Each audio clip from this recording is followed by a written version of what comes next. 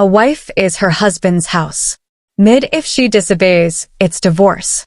My husband, Richard, stole my black card and went on a spending spree, taking advantage of me, taking advantage of the fact that I'm working. They're vacationing abroad. I can't stand being disrespected like this. Sure, I replied, seething with anger. And while brushing off his call, I began to hatch my frightening revenge plan. I'm Emma Watson, once a top star in the USA, a former actress who dazzled the world. I even made it to Hollywood, captivating men globally and making headlines overseas. My fame was truly astounding. I left the limelight when I married Richard. He was my ex-manager and aide. He expertly supported me in my globe-trotting career, handling everything from my health to my private life. He's still helping with my current business ventures. Now we jointly run several fashion stores. I left the limelight 10 years ago at 21. My decision to retire at the height of my fame created a media frenzy. Die-hard fans were even showing up at my door.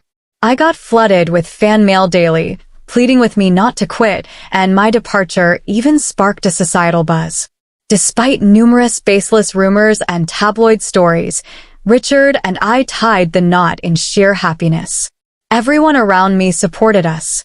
Right before retiring, I launched my fashion label, and now Richard works for me. He is in finance while I thrive as a shrewd businesswoman, pushing our models to success. Our life seemed idyllic, but recently Richard's been acting strangely. He constantly sighs in exhaustion at home, giving me these defeated looks. Richard, what's the deal? You've seemed down. Anything wrong at the office? I knew he was prone to bottling things up, so in our moments together, I often checked in on him. He's not one to openly share problems, always waiting for me to intuitively step in. Though it could be tiresome, I never begrudged it, as he had handled my complex issues too. My appreciation always trumped any irritation. You know, I'm sick of being the sidekick, always doing what you say. He blurted out unexpectedly, catching me off guard. What's this all about? You've never mentioned anything like this. Richard often lashed out at me with his words. It was a sign of his frustration being misdirected. Richard starts saying things like this when he's swamped with work. He acts tough at work, so he probably has nowhere else to vent. I remember lashing out at him many times when I was an actress, so I understand how he feels, but still, his unexpected words shook me, and I found my voice trembling. I've been holding back. Emma's always busy, and I'm just being supported. Richard may earn more than the average person, but he's still just an employee at our company. I earn more than him, but I never thought it mattered who earned more in a marriage. His words were a shock to me. Even when you come home, you're all about work, hardly paying any attention to me. When we go shopping, you just buy whatever you want. How do you think I feel watching that? Despite appearances, I've been really patient, you know? Why can't you be more considerate? Richard looked at me with dissatisfaction, his lips pursed like a spoiled child. Frankly, his words irritated me. Our household is almost entirely supported by my income. His salary is his to use as he pleases. As I told him, it's my way of thanking him for all the trouble he's gone through and the support he's given me. There were times when he supported me financially during our poorer days. I wanted to repay him for all the times he sacrificed his personal time for me, right up until the day I retired. It hurts to hear such ungrateful words. The clothes and accessories I buy are from the savings I manage. If anything, I'm the one making sacrifices. This thought sparked anger in me. Emma, you're too free. I want more time off, and I want to travel leisurely. The salary's good since joining the company, but there's just no time. I left showbiz and joined your company to support you, Emma. Don't I deserve more gratitude? Stop prioritizing your own time and give me a break. When I retired, he stayed in showbiz, saying he'd continue being a manager. But once my business took off, Richard changed his tune, wanting to support me if I join the company and stay by your side, Emma. You won't be lonely. I wanted to spend time with him, so I let him join. I never asked him to, so why am I being treated this way? Is this life still not enough? Isn't he being too selfish? As I thought this, Richard made a suggestion, as if to add insult to injury. That's it. My parents' 60th is coming up. Can I get some time off for a celebration? That's all I ask. I won't be selfish anymore, but I want 2 weeks off. I want to take them on a trip to Japan. They've never been, and I want to show them the tasty food and beautiful sights. I braced myself for what he might say, but his unexpected request made me blink, and I felt something off. 2 weeks off is nothing big, something he could easily request at work without making such a fuss. Our company is known for being fair. No one would begrudge a leave request, and we're well equipped to handle someone's absence. Yet, he makes a scene and negotiates directly with me. Something's not right, but these are just suspicions, nothing concrete. I tried to calm my irritation and responded coolly. I'm okay with that, but I can't make it this year. There's a crucial fashion show for the models in my agency, and I also need to prepare for the Paris collection. My schedule just doesn't align. Can you ask if next year would work? I can adjust my schedule then. As a daughter-in-law, it's expected of me to attend my in-laws' 60th birthday celebration. However, our company has 2 big events lined up this year, leaving no room for personal travel. I tried to negotiate a different date, but Richard refused with a smile. It's fine, we'll just have it with my side of the family. I want to spend some quality family time. Being the accountant, my absence for a week won't really disrupt work, right? Richard's words about wanting to spend time just with his family hurt me deeply. His insinuation that I was a nuisance pierced deep into my heart.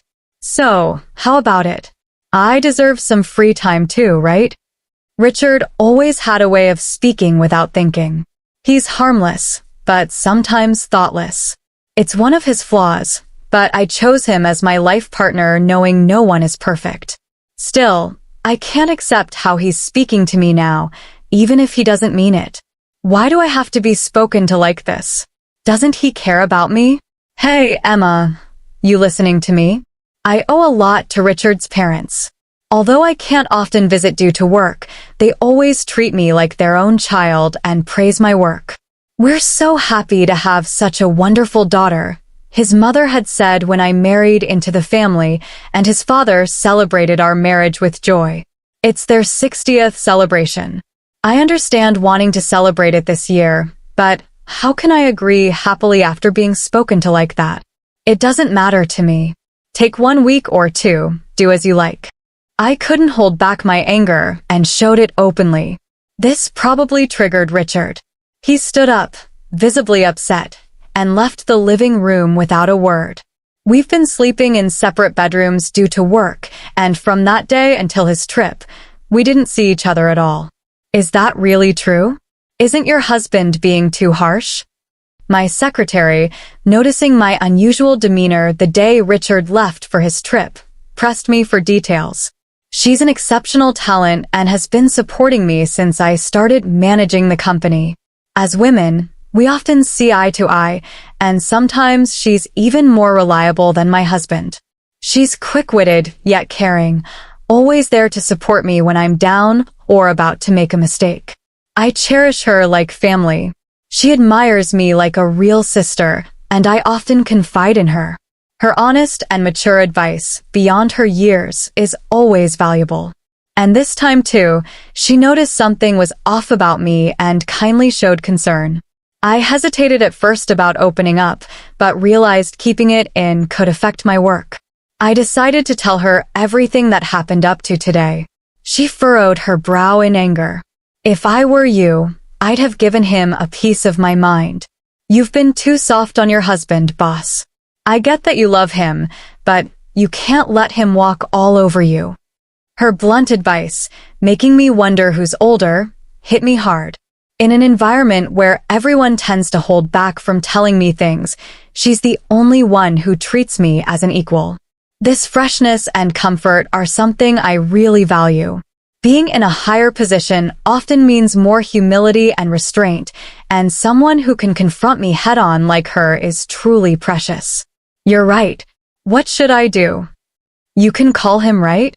Why not talk after work today? Don't worry about spoiling his trip. If things keep going like this, you might be headed for divorce. She pressed the point like an older sister, leaving me with no response but to agree. As she suggested, I decided to call him right after work. He's in Japan. There is about a 15-hour time difference from the US. For instance, if it's 5 p.m. here, it's 8 a.m. there, about the time they would finish their breakfast. I had sent him an email in advance to let him know I needed to talk, so he should be expecting my call. I called, thinking he'd surely answer, but there was no sign of him picking up. Maybe he's still enjoying himself with everyone. I'll try calling again later.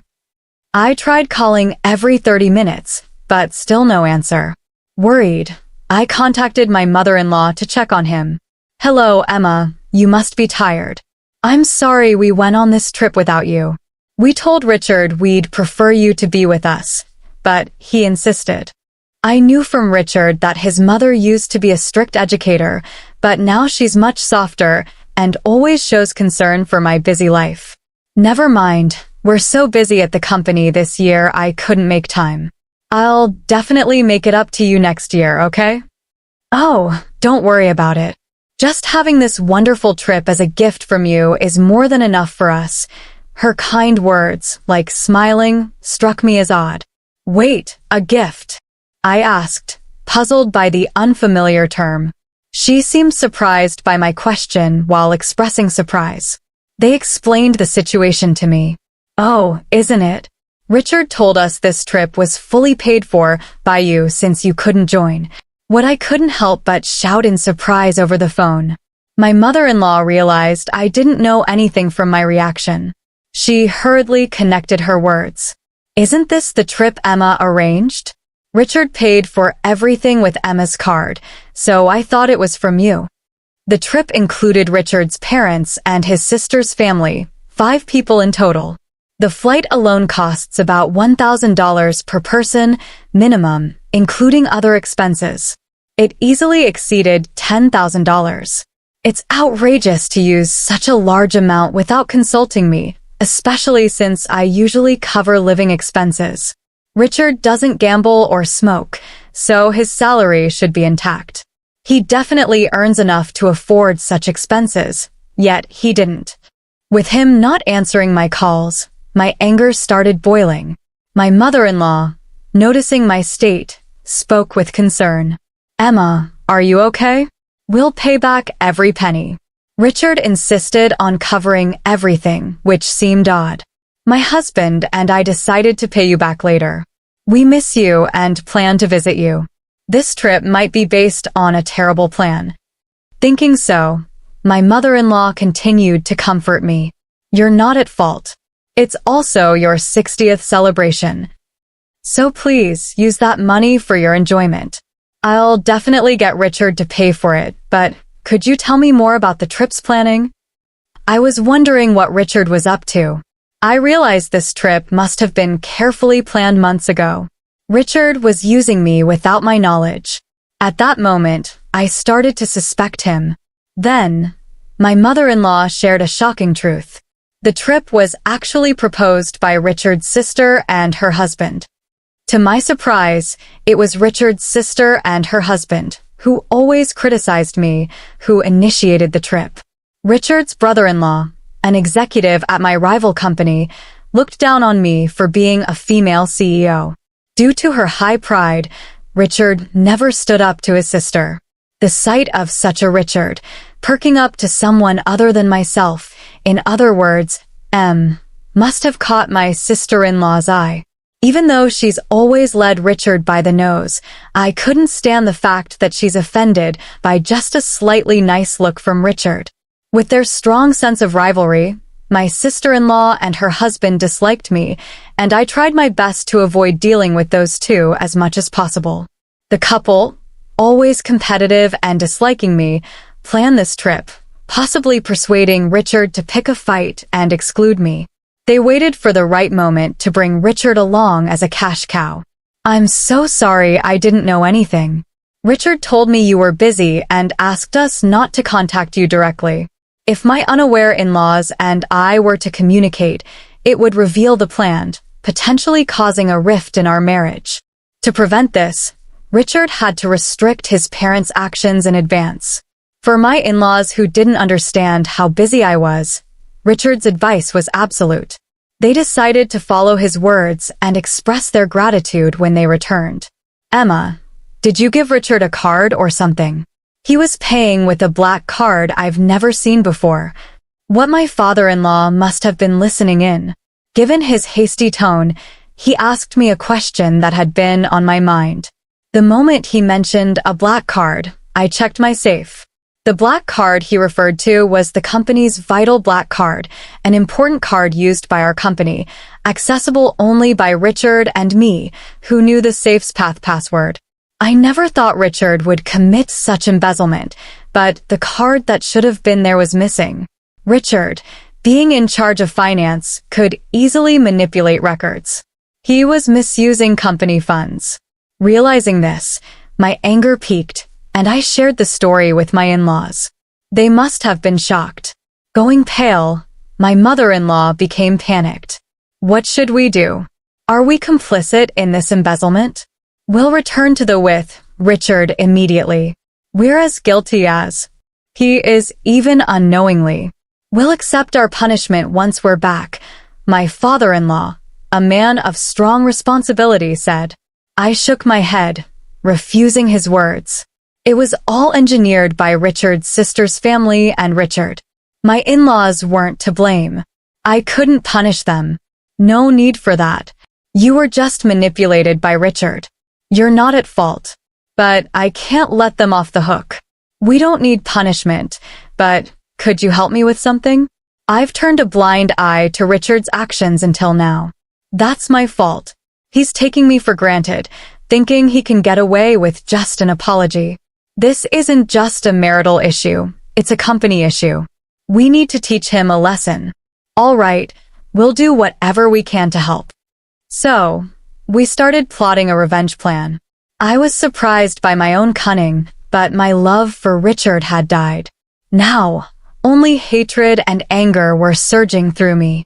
Initially, my in-laws were hesitant about this horrible plan, but they also have Richard's responsibilities as parents, and finally, they resolved themselves as parents. They agreed to be my allies. Amidst this meeting, Richard unexpectedly called. I ended the call with my in-laws and answered Richard's. What's up? We're enjoying a family-only trip. So, what's this important talk about? Richard's sarcastic tone only fueled my irritation. You took your time calling. Did you go a little wild, huh? No way, just having drinks at a nearby bar with mom and dad. This confirmed he was lying. I had just spoken to his parents, and there was no noisy bar sound in the background. Besides, they had no reason to lie to me. He was probably out causing a ruckus with his sister's family. His words erasing all the time and relationship we had built cooled my feelings entirely. Oh, really? By the way, Richard, you haven't been doing anything with the company's expenses, have you? His demeanor changed instantly at my unexpected question. What's that all about? His tone, usually lighthearted, became dead serious. Was this his true nature? Seeing his attitude shift as if he now saw me as an enemy, I faced him with equal firmness. Just checking since there will be an audit at the company soon. Are you suspecting me? His defensive reaction showed his guilt. I couldn't help but laugh at his poor response. What's wrong? I was just concerned, and you're talking about suspicion. Did you do something wrong? No, anyway, the house isn't in a mess when I get back, right? Realizing he was digging himself deeper, he suddenly changed the subject. His actions only made him look more suspicious. I was almost impressed by his foolishness. Who knows? I've been busy with work too. Give me a break. I hate coming back to a dirty house with bugs. A wife is her husband's maid. Disobey, and it's divorce. Even our executive says that to his wife. Looks like I might have to do the same, right? You wouldn't want that, so keep the house clean. I had never seen him getting along with the executive. His current words were probably all his own thoughts, but aware of his weaker position, he used the third person to express them. His patheticness made me sigh. Sure, I'll keep that in mind. There was no need to talk to him any longer. Richard clearly looked down on me, even embezzling company funds. Embezzlement is a serious crime, and I could take him to the police. No mercy, even for a spouse. But that alone wouldn't satisfy me. After ending the call with Richard, I immediately phoned a certain place. The next day, while busy preparing for the fashion show, I was bombarded with calls. Of course, it was Richard. I noticed his calls late at night while I was out for a reason, accompanied by my secretary. Luckily, she was driving, so I answered Richard's call. You're late. What have you been doing? His voice was rougher than I'd ever heard, surprising both my secretary and me who were listening on speaker. What do you mean? I was working. Did you do something yesterday? Do something like what? Don't play D. Tell me the truth. Richard was in complete panic, and in the background, I could hear several Japanese men confronting him along with my sister-in-law and her husband. It sounded noisy. Something wrong? No, it's just, Richard, who had been blustering, suddenly began to stammer. He realized that admitting anything would put him in a very disadvantageous position. His odd behavior made me explain to him what was coming. Time to give him a taste of despair. Too bad, Richard. You were supposed to be having a blast in Japan, but it seems your dream turned into a nightmare overnight, huh? But it's what you deserve from misusing someone else's money. You did something, didn't you? As he reacted weirdly, I revealed what I had done the day before. I had contacted the president of the credit card company I was contracted with. Despite being after hours, he agreed to help me due to our long-standing relationship. He immediately suspended the company's credit card. If a credit card is misused, the company doesn't have to pay the store, leaving the store at a loss. However, Richard had arranged to pay the entire bill at checkout. So, with the card blocked, he couldn't pay and was now being interrogated by the hotel receptionists. Richard, Mom and Dad have already checked out. The taxi I reserved for them left with him, so there's no one coming to pick you up. My sister-in-law, who was cornered, bombarded Richard, asking what to do next. Hearing this, Richard panicked even more and directed his anger at me. How can you do this and think it's okay? You ready for a divorce? Go ahead. I'd rather not have a husband. Who embezzles company funds? I've already spoken to a lawyer, and we're moving forward with divorce proceedings. Richard was visibly shaken by my unflappable demeanor. I've overlooked so much of what you've done, Richard. There was a time when you supported my work, and I was grateful. But I've reached my limit. My patience is exhausted. That can't be. Realizing he was in an absolute crisis, Richard finally understood my fury and let out a pitiful cry. The receptionist relentlessly demanded payment from Richard and his group, who were now cornered in despair. None of them could speak Japanese, relying on a guide for communication. Listening to their situation, I suggested switching the call to me. No one there speaks Japanese, right? Let me talk to them for you.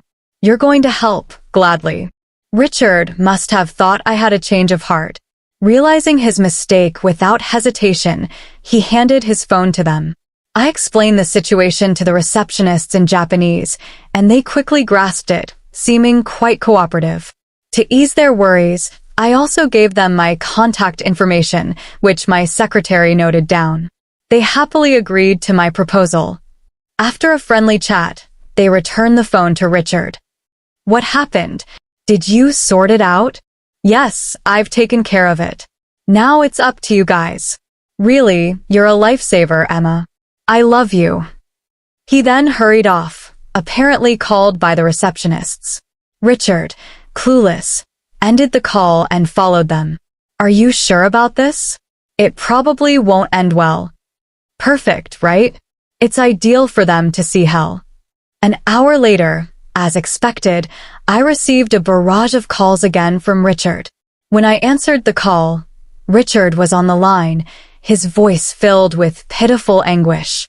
Emma, what's going on here? What is this place? Crying out, he showed me via video call the image of a slum area in Osaka, Japan. The image of Skid Row. Richard and his sister's family were stripped of their belongings and in a pitiful state. Caught by those guys, being taken to what's considered the most dangerous place in Japan was honestly unexpected. When I was talking to the receptionist, he said, I was a big fan of you. I'll prepare a harsh punishment. Just leave it to me. But I never expected it would be this place.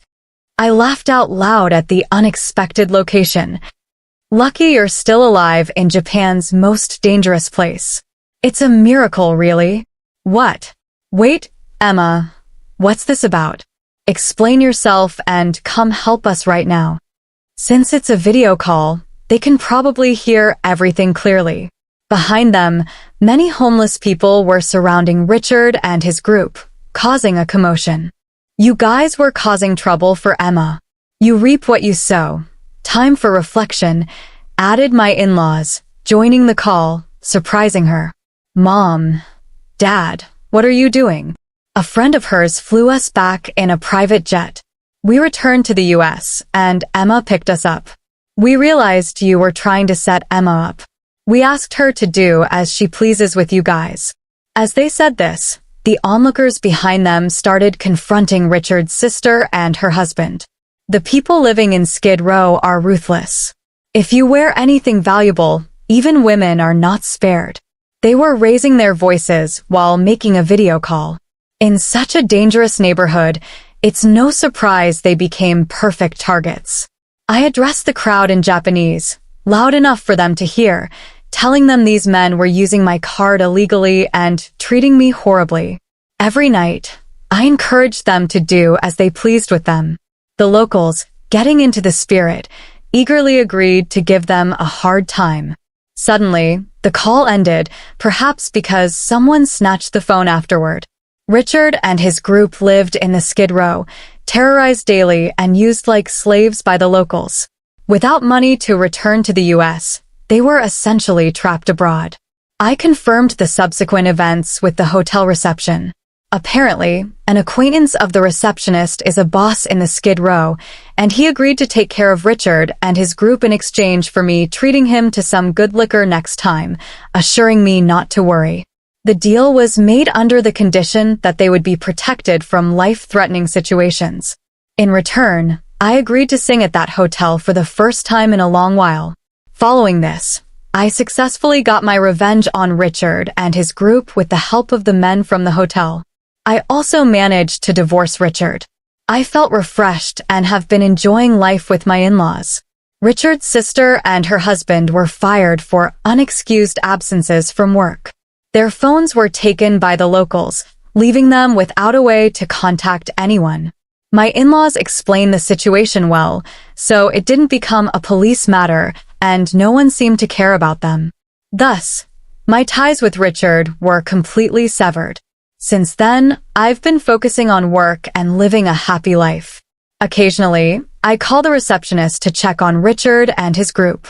They're still living in hellish conditions, but I don't feel sorry for them. I ask to spare their lives, and I'm enjoying my life to the fullest.